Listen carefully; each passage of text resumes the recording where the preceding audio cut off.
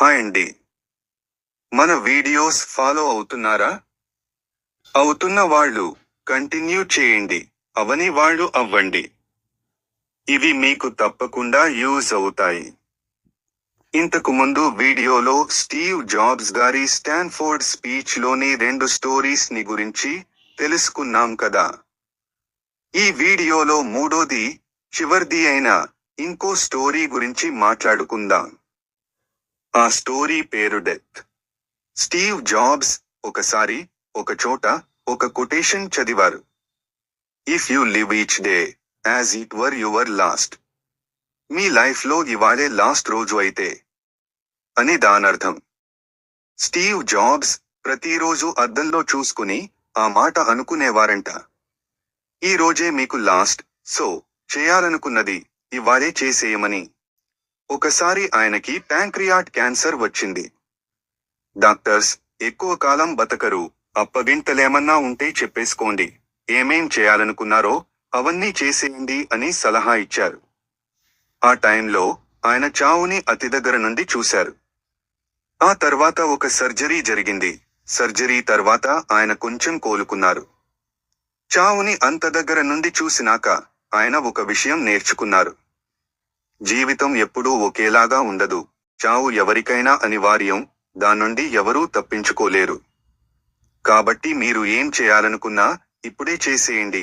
ఇప్పుడే అన్నది ఒకటే సుముహూర్తం. టైం చాలా లిమిటెడ్ గా ఉంటుంది. దాన్ని వేస్ట్ చేయకుండా జాగ్రత్తగా వాడుకోవాలి. మీకు ఏది ఇష్టమో అదే చేయండి. ఎవరికో నచ్చింది చేయనక్కర్లేదు.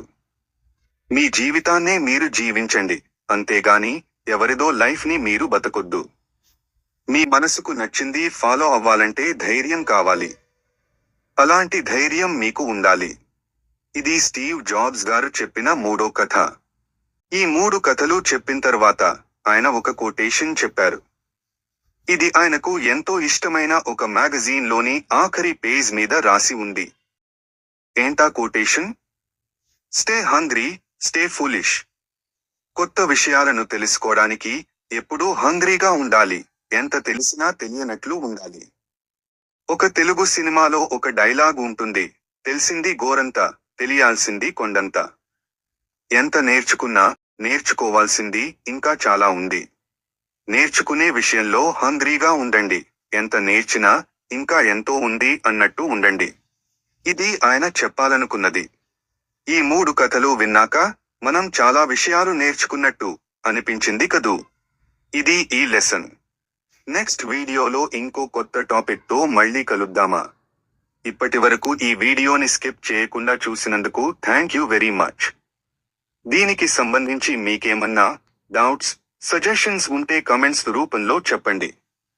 వీడియో మీకు నచ్చితే లైక్ చేయండి, మరికొంతమందికి షేర్ చేయండి, వాళ్ళకి కూడా యూజ్ అవుతుంది. అండ్ మరిన్ని వీడియోస్ కోసం సబ్స్క్రైబ్ చేయండి. ఇంకో టాపిక్ తో ఇంకో వీడియోలో కలుద్దాం. Have a nice time. All the best, and bye.